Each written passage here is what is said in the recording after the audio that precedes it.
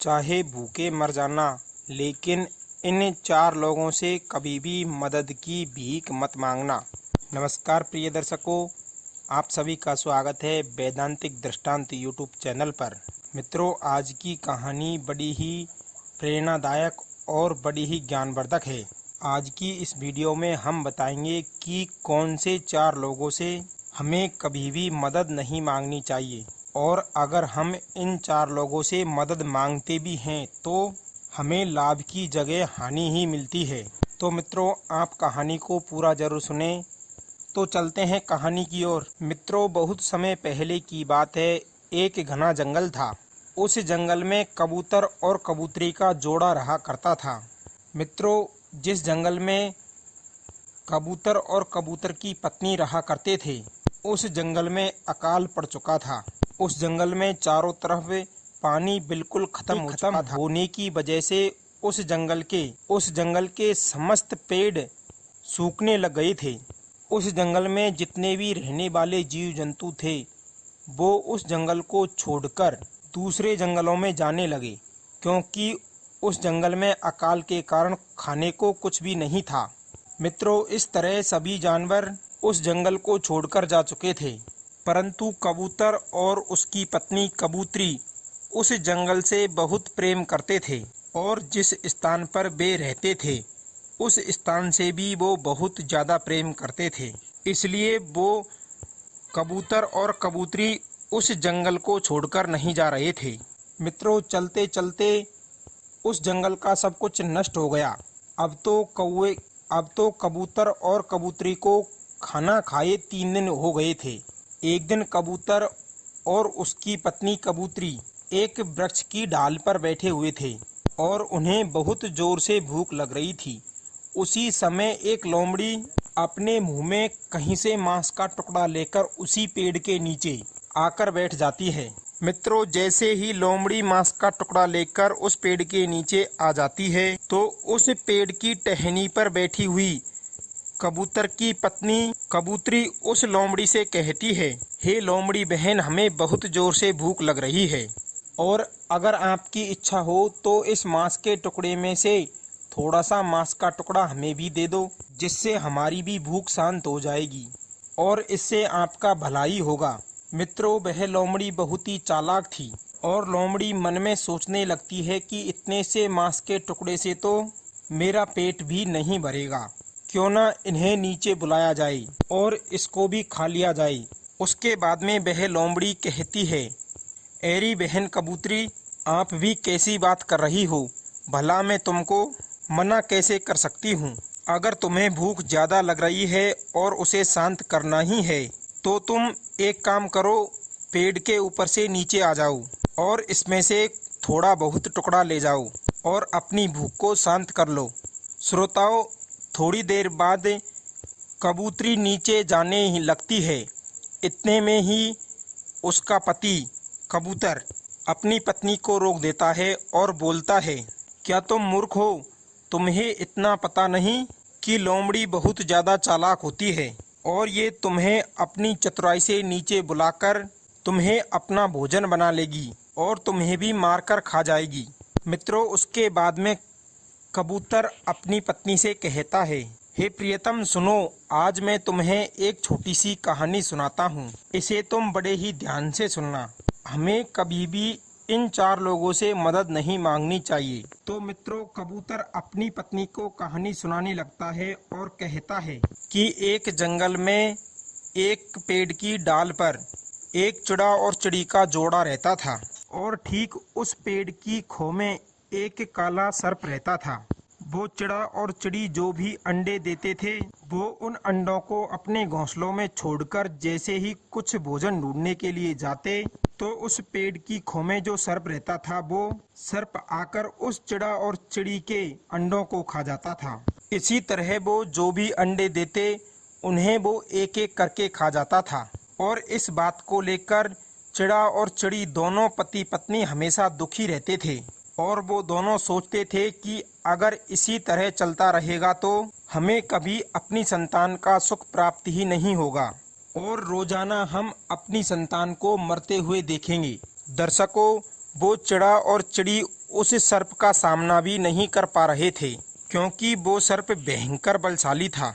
मित्रों, एक दिन की बात है, चिड़ा और चिड़ी उस पेड़ की डाल पर बैठे बैठे बात करते करते रो रहे थे, और उसी समय उनका मित्र एक हंस वहां पर आ जाता है। हंस चिड़ा और चिड़ी के पास आकर उनसे कहता है, अरे चिड़ा भाई, आखिर तुम दुखी क्यों हो, क्यों रो रहे हो, ऐसी क्या बात है। तब वह चिड़ा अपने मित्र हंस से कहता है कि भाई, जिस डाल पर हम रहते हैं उस पेड़ की कोह में एक भयंकर सर्प रहता है, और हम जो भी अंडे देते हैं उन अंडों को वो खा जाता है, और इसलिए हमें जो भी संतान होती है उस संतान को ये जन्म लेने से पहले ही मार देता है, और इसीलिए हमें संतान का सुख प्राप्त नहीं हो रहा है। इस कारण हम दुखी हैं। हंस भाई, अब आप ही बताओ हम क्या करें। मित्रों, हंस कहता है, ठीक है, अगर इस सर्प को हमेशा के लिए यहाँ से निकाल दिया जाए तो मित्रों, चिड़ा बहुत खुश होता है और कहता है, हाँ हंस भाई, अगर ऐसा काम हो जाए तो हमें मज़ा ही आ जाए। तब हंस चिड़ा और चिड़ी से कहता है कि ठीक है, ऐसा ही होगा, लेकिन तुम्हें मेरे साथ नदी के किनारे चलना होगा। मित्रों, हंस के साथ साथ चिड़ा और चिड़ी नदी के किनारे चल देते हैं। नदी के पास जाकर हंस और चिड़ा चिड़ी बहुत सारी मछलियाँ निकाल लेते हैं, और फिर हंस कहता है चिड़ा और चिड़ी से कि इन सब मछलियों को थोड़ी ही दूर एक नेवला रहता है, उस नेवले के पास लेकर चलो, और हम एक एक मछली उस नेवले के बिल से लेकर उस पेड़ की खोह तक रख देंगे, क्रम बाई क्रम उस सर्प तक पहुंचा देंगे, और जैसे ही वह नेवला अपने बिल से बाहर निकलेगा और अपने बिल के पास मछलियां देखेगा तो एक एक मछली को खाता हुआ वह उस सर्प की खोह तक पहुंच जाएगा। और आपको इस बात का तो पता ही है, नेवला और सर्प में 36 का आंकड़ा रहता है। मित्रों, फिर वे उन सारी मछलियों को क्रम बाई क्रम नेवले के बिल से लेकर सर्प के बिल तक रख देते हैं। फिर जैसे ही नेवला बाहर निकलता है तो अपने बिल के बाहर जैसे ही मछलियों को देखता है तो वह उस मछली को खा जाता है, और जैसे ही आगे बढ़ता है तो उसे और मछलियां दिखाई देती है, और इस प्रकार वो क्रम बाई क्रम खाते खाते उस सर्प के बिल तक पहुंच जाता है जहां पर वह सर्प रहता है। मित्रों, अंत में वो उस सर्प के बिल में ही घुस जाता है, और उस सर्प के बिल में घुसने के बाद बिल के अंदर सर्प और नेवले में लगातार युद्ध होता है, और अंत में नेवला सर्प को मारकर बिल से बाहर आता है।